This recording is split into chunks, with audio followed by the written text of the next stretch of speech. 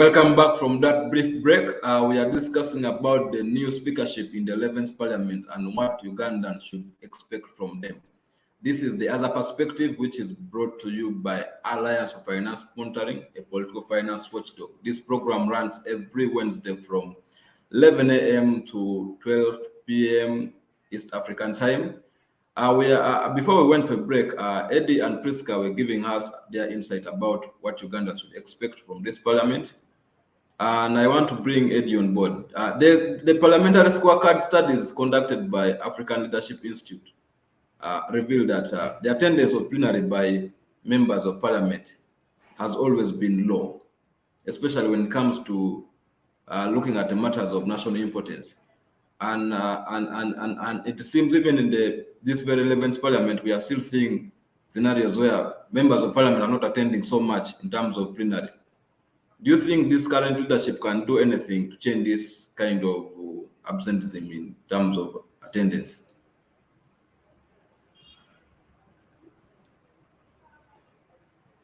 Thank you, Abel. Now, we need to know how Parliament conducts its business. One of the means through which approaches through which Parliament conducts business is plenary, but most of the issues that are discussed in plenary sessions are issues that have been substantiated at a committee level. You shall notice that most of the honorable members of Parliament have committees where they sit, and for me, the substantial, the enormous work of the member of Parliament is dependent on his or her contribution in the committees, when they agree on issues that have been discussed in the committees, they shall then submit them on the floor of Parliament.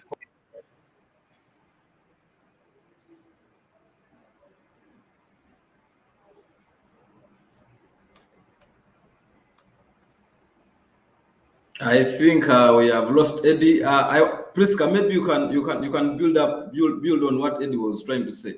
These things of members not all that attending plenary, and some of them are said they do attend committee sessions and not plenary sessions. What is your take on that? And do you think this new leadership can do something to change that? Thanks, Abel. Actually, the debate on the poor attendance of MPs has been on for a long time, but it speaks more to the campaign that ACFIM has been doing on the dangers of the commercialization of politics. It rotates around that, because the moment the MPs, you know that ACFIM has been doing research for a long period of time on the money that the MPs spend during campaigns. And the moment they get into parliament, they want to recoup back that money. And for the times I've covered parliament since 2016,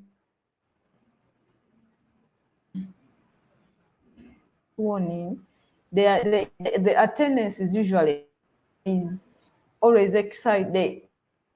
There is always excitement among the new MPs, because usually, the return rate is usually low. So there is always excitement among the MPs to attend.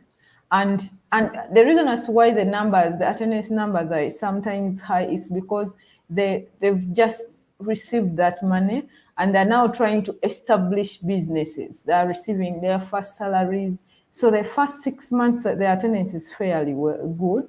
They are trying to figure out, okay, this money that I'm getting, this over 60 million that I'm getting, what business am I going to do so that I'm able to generate money for the next election? Because they know that it is competitive. You cannot just sit back and say, so for instance, and you say, I will start campaigning in 2025 when the elections are.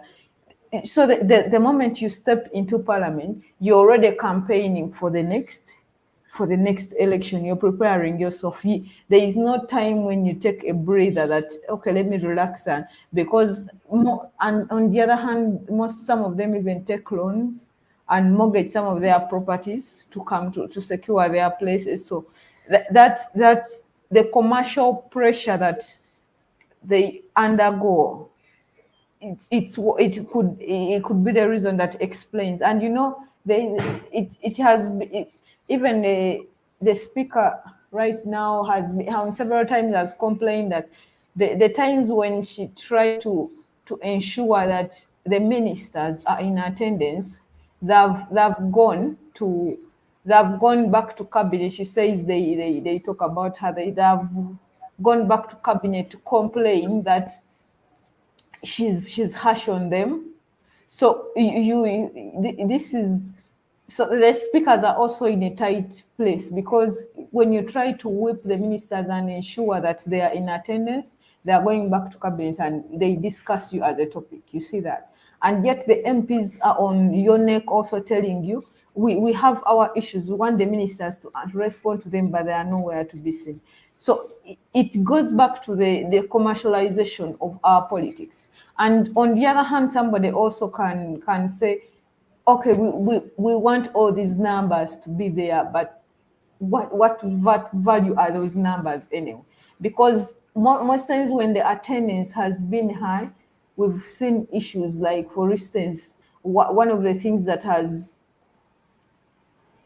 profiled this 11th Parliament is the censure of Zakes, that the public still thinks was a trivial matter that would not warrant, because it came at a time when Ugandans were battling with commodity prices. But we had all those numbers in attendance, 160. But yet when there are issues, you rarely see the numbers. You see the chief whips of the different parties stepping out to call the ministers, to call the MPs, you come and attend, and something like that. So the political analysts would cry about the numbers that are few, but on the other hand, somebody will also ask what the kind of debate, and you've seen the kind of debate on Parliament. What value what is the worth of the debate? What are the policies that they are churning out? So that is also a question that you need to ask. Is it just a matter of numbers? Is quality or quantity? What do Ugandans want in actual sense? Thank you, Priska. Felix, you've just come during at the right time, where Priska was raising the issue of commercialization as one of the reasons why we are having very few members of Parliament attending committee sessions and also plenary, because most of them they have a lot of demands from their community members, so they go and look for where there's money and abscond attending the plenaries and also the committee sessions. What do you think? What do you think Ugandans should expect, or what do you think the current leadership of Parliament should do to ensure that this issue of commercialization is stemmed, and we have parliamentarians who give their duties more time instead of going to look for other businesses and for fate doing their role as members of Parliament? Thank you so much, Abel, and viewers. Good morning. Sorry, I joined in a bit late, but I found when Priska was making a very interesting point that defines the motivation of character and composition of our Parliament. I've argued before that the process is as important as the outcome. When you look at the process through which we get our leaders, you can't expect to have an outcome that will speak otherwise.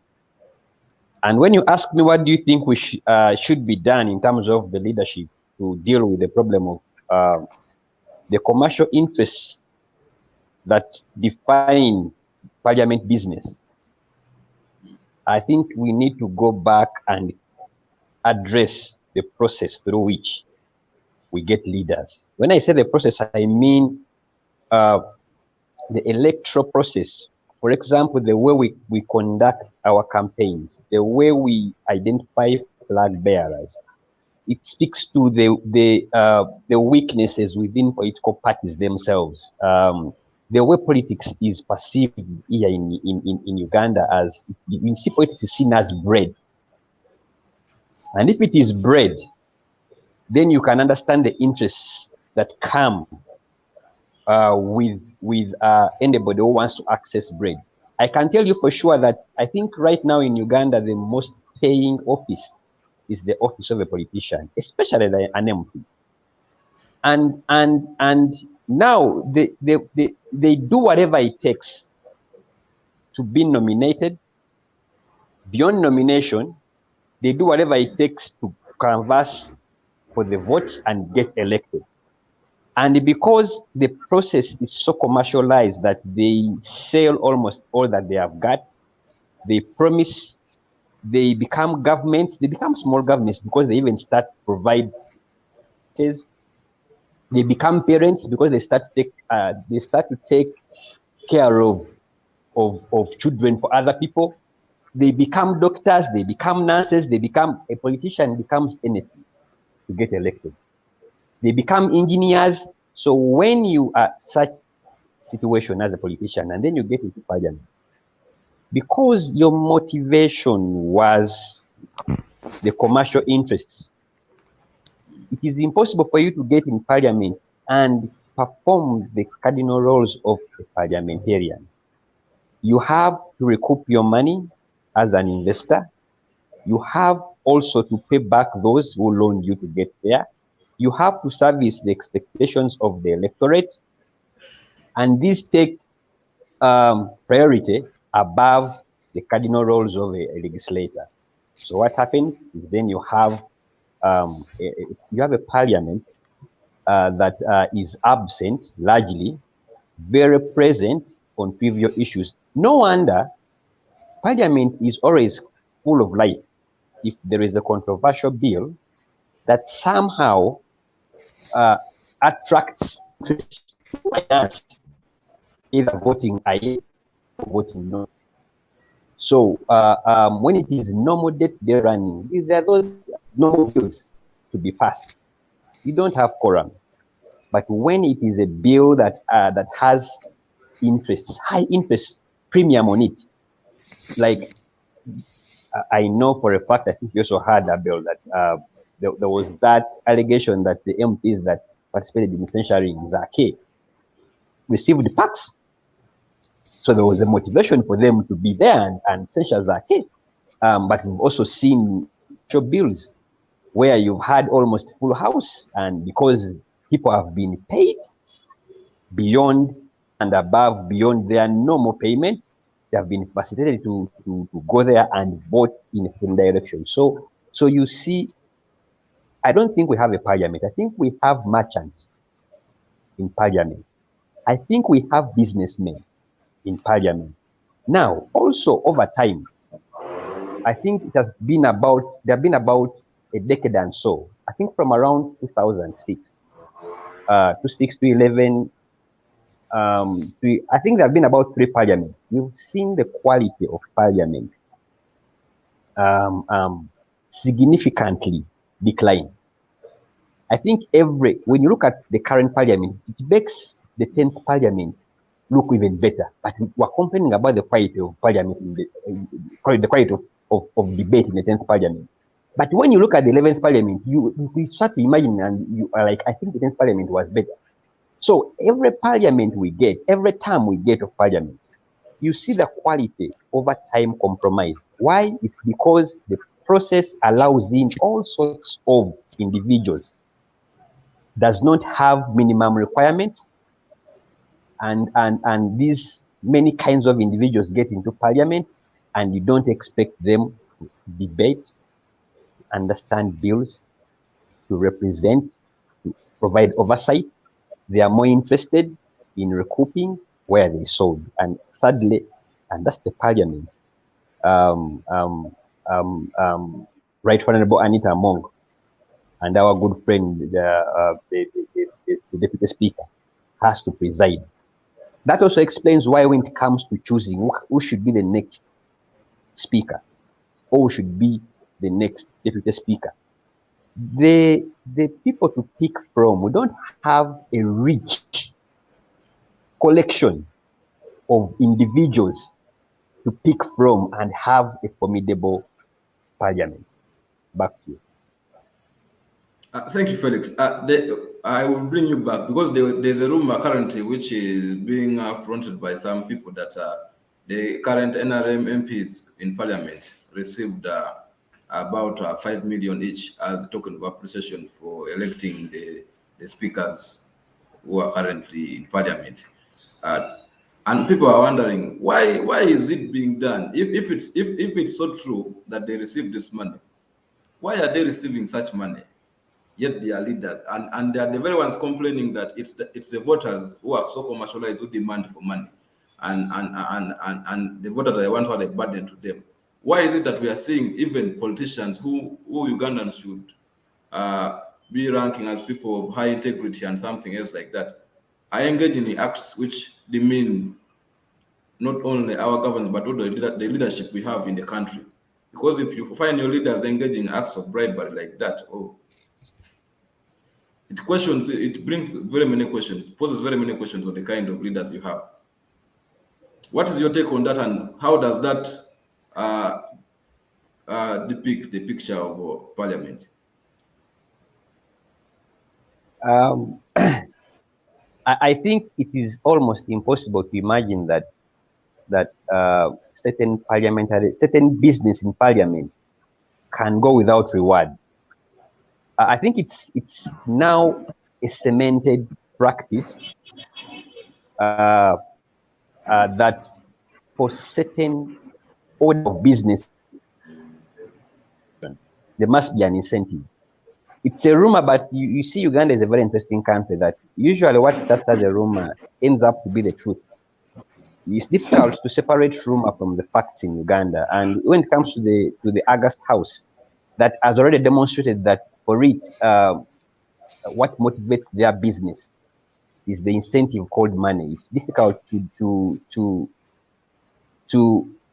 very difficult for me, and I'm so sure for many Ugandans out there to just treat it as a rumor. Probably there is it could be true, it may not be true, but even if it was not true, parliamentarians are capable of picking anything. So when you talk about credibility and integrity, and those two don't go, you can't put those two in the same place where Parliament is. You see, we've had precedents, and I'm speaking from precedents. We've had precedents where MPs have acted greedy, have acted corrupt, have acted insensitive, have acted, I don't know what other word to use, but we've had very many instances where MPs have picked envelopes to perform their cardinal roles. So what would make this so different? In fact, even 5 million could be little. It depends on the nature of the issue. It depends on the competing interests. It depends on the complexity of the issue. So probably it is true, but even if it's not true, and I pity Ugandan who will be shocked that they have parliament. They have a parliament that they expect not to accept brown envelopes. Remember, you have leaders who are merchants.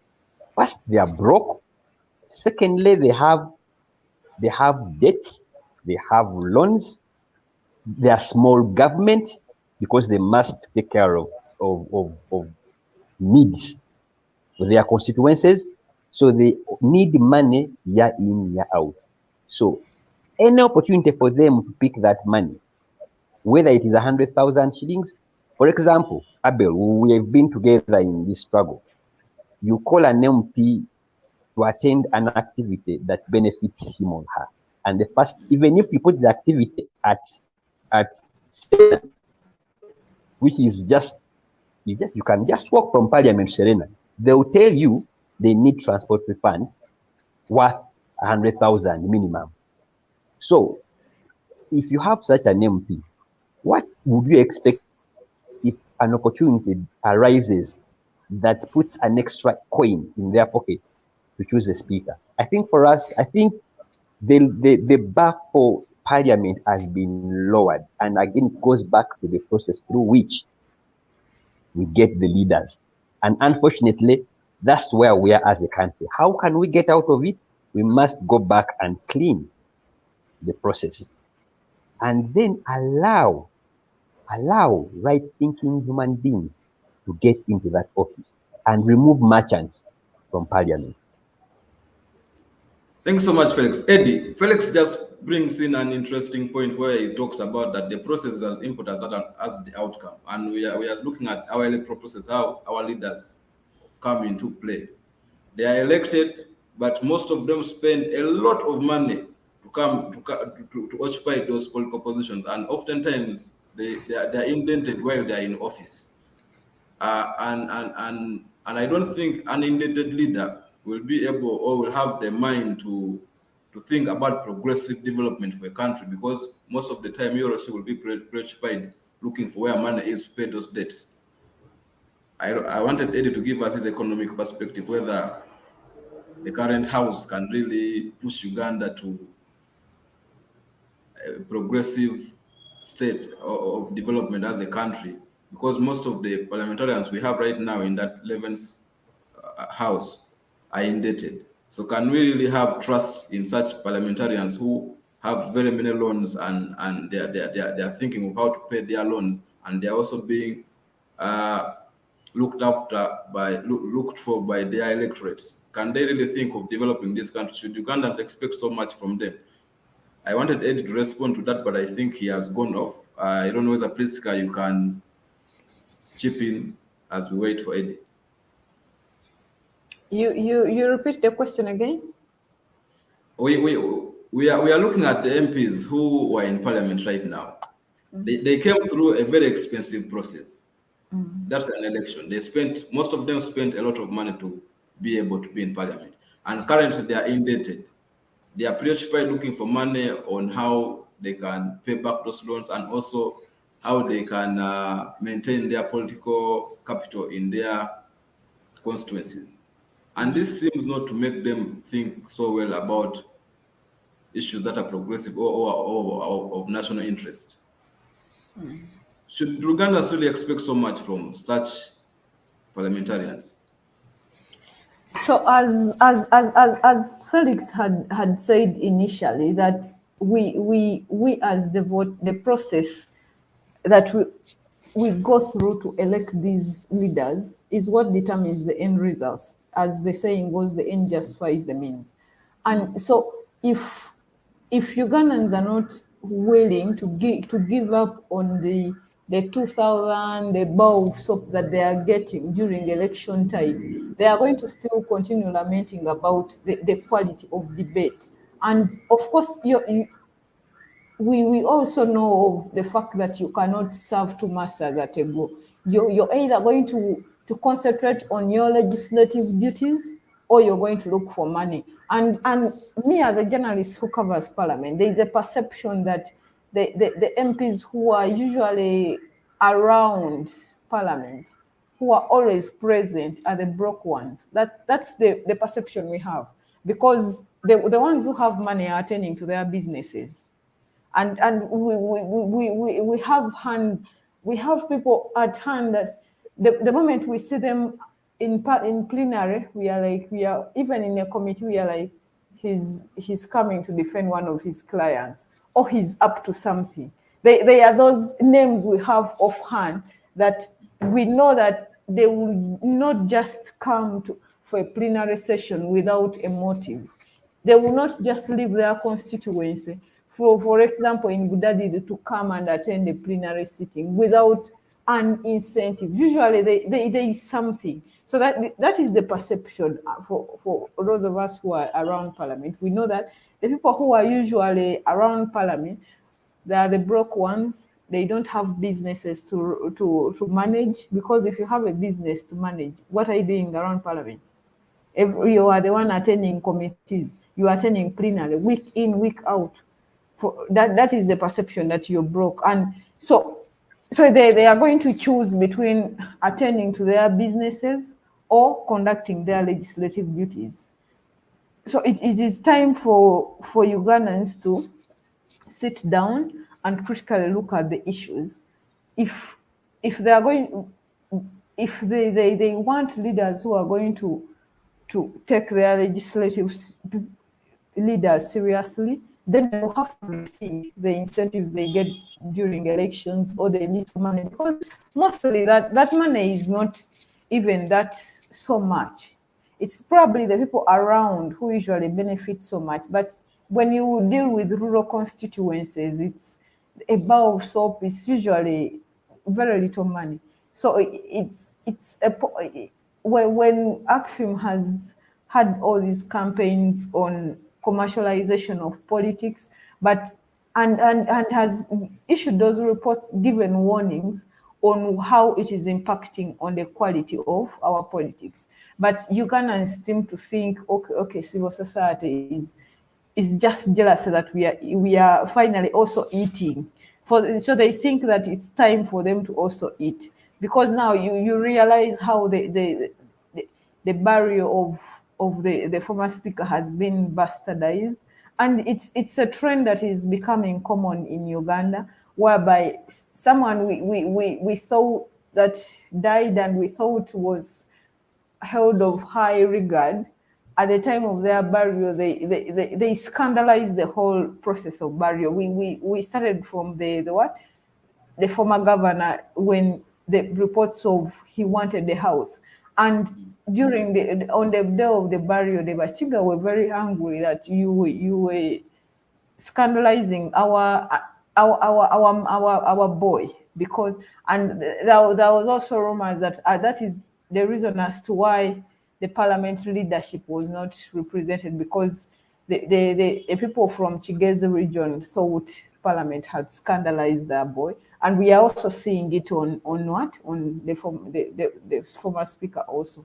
So, but all in all, because I know our time is up, I think it will be hypocritical for Ugandans to expect so much from Parliament, forgetting the process they went through to get these people in Parliament, as Felix has said. They will have to choose, giving up the commercialization of politics and say, we want people with ideas, and they have quality debates, or leaders of better quality, or they have to go for to continue getting the bar of soap and the kilo of sugar, and they end up with the leaders they're having, because they are the people they voted. Well, we cannot say the election was free and fair as such, because we also know the quality of our election. But at what point do Ugandans also sit back and say things have to change? Or because they'll have to make that tough choice to either continue the commercialization of politics or bring it to an end and have, but they cannot have the two, quality leaders and the commercialization of politics, at the same time. They'll have to make one decision at one point in life. Thank you, Priska. Felix, you're parting short. I want you to, what is your message to the new leadership of Parliament? What can they do to restore the sanctity of Parliament as an organ of people's sovereignty?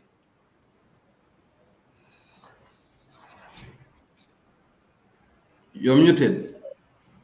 Thank you so much, Abel. That's quite a tall order for me, because I think they have performed a miracle if you have to improve the quality, because they inherit positions. It's the same parliament that was there that they are taking over. But I think they have to put, I would call them minimum requirements, in terms of they have to, the former late Right Honorable Speaker Jacob Olanya emphasized that the quality of debate has to really improve. And I remember in his speech, he promised that that's an area he had to work on. I think it would be good for the current leadership to follow through the promise of the late Right Honorable Jacob Olanya of improving the quality of debate. And for me, I think to work the issue of numbers, to improve attendance, may be a bit of a tall order.